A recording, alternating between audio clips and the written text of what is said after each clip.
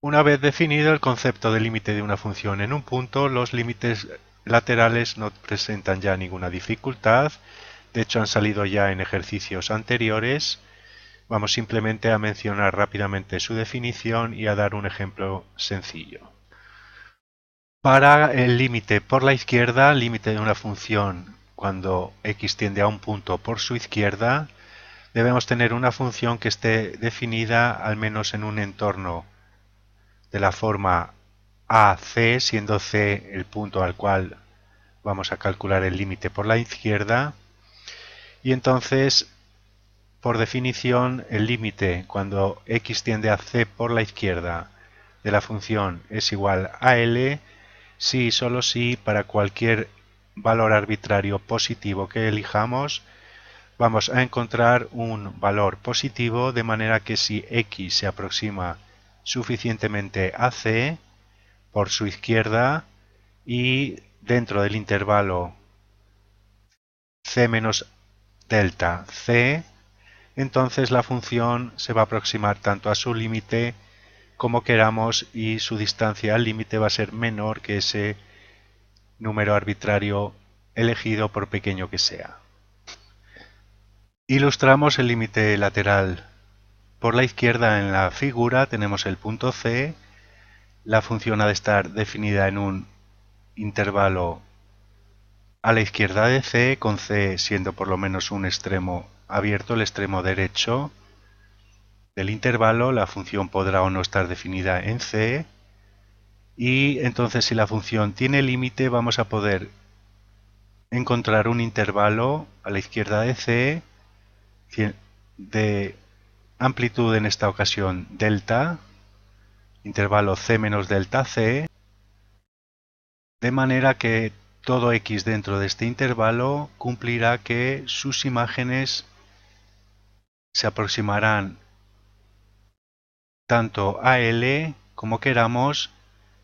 y caerán en un intervalo con centro L y radio epsilon, cuyos extremos son L menos epsilon y L más epsilon. En este caso, el intervalo en torno al punto L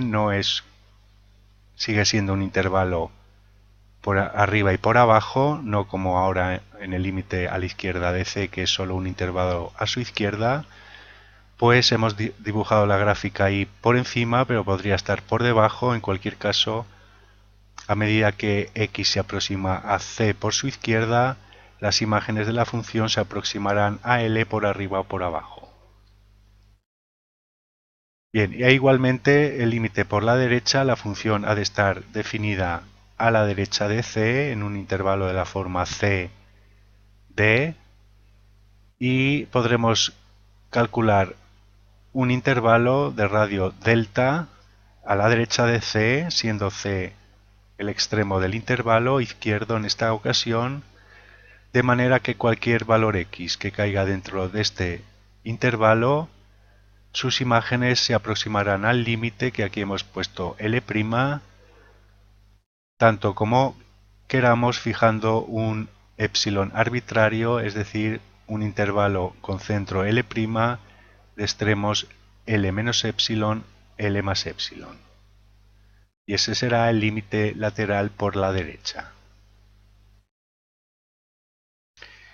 Y una vez considerados los límites laterales, podemos enunciar el teorema de existencia,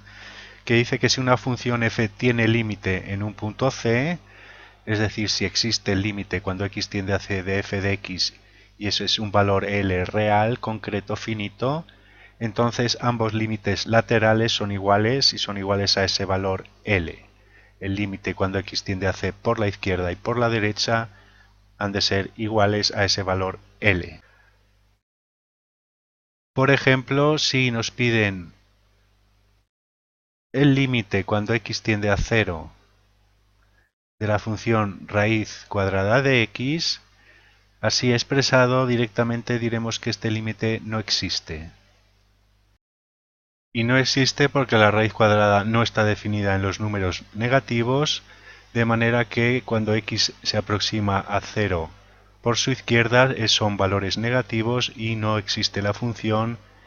por tanto no existe límite. la función está definida de 0 en adelante.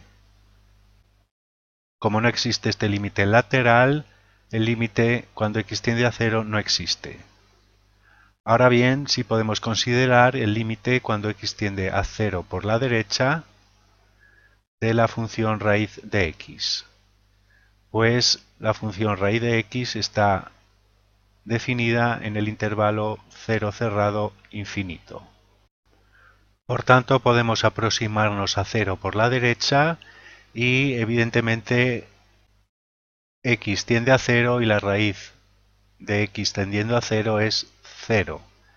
Este límite si existe es 0 y podemos demostrarlo por la definición de límite. Es decir, para cualquier valor positivo, por pequeño que sea, vamos a encontrar un valor positivo también, de manera que si x se aproxima a 0 por su derecha, es decir, si x es mayor que 0 y menor que este valor delta, es decir, es menor que 0 más delta, en este caso delta, se va a cumplir que la función raíz de x va a aproximarse a su límite 0, tanto como queramos, su distancia va a ser menor que ese número arbitrario elegido por pequeño que fuera. Bien, entonces simplemente hay que buscar una relación entre delta y epsilon, sabiendo que delta es mayor que x, aquí operando nos queda que la raíz de x es menor que epsilon. Como la raíz cuadrada de x siempre es positiva, podemos quitar el valor absoluto y simplemente observando esta relación basta con tomar un delta que sea igual a epsilon al cuadrado, pues si elevamos aquí al cuadrado obtendremos x menor que epsilon al cuadrado y por tanto cumplirá que si x es positivo y menor que epsilon al cuadrado, entonces su raíz de x distará de 0 en menos que epsilon. Tomando raíz en la desigualdad, todos los números son positivos, se mantiene la desigualdad, epsilon es siempre positivo, por lo tanto podemos simplificar raíz y cuadrado y nos queda la expresión que queríamos demostrar. Por ejemplo, si nos piden que raíz de x sea menor que 10 a la menos 3, es decir, que sea menor que una milésima, esto es lo mismo que decir que la raíz de x dista de su límite 0 menor que una milésima, y este sería el epsilon elegido, entonces bastará con tomar un delta que es epsilon al cuadrado, es decir, 10 menos 3 al cuadrado, que es 10 a la menos 6. Entonces, si tomamos x menor que 10 a la menos 6, se cumplirá que la raíz será menor que 10 a la menos 3. Simplemente tomando raíz cuadrada en ambos miembros observamos que 10 a la menos 6 raíz cuadrada es 10 a la menos 3. Y como esto lo podemos hacer para cualquier valor epsilon por pequeño que sea, siempre construimos un intervalo a la derecha del 0 que satisface esta implicación y por tanto el límite de la raíz es 0. Podemos aproximarla a 0 tanto como queramos.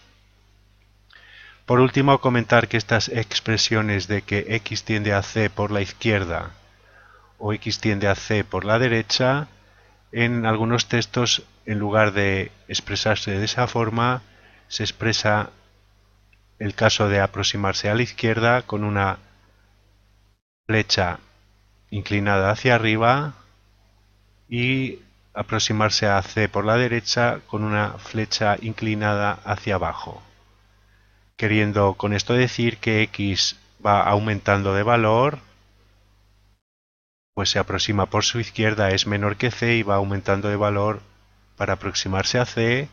y cuando se aproxima por la derecha como es mayor que c, va decreciendo para acercarse a c. Son distintas notaciones que se pueden encontrar en los textos.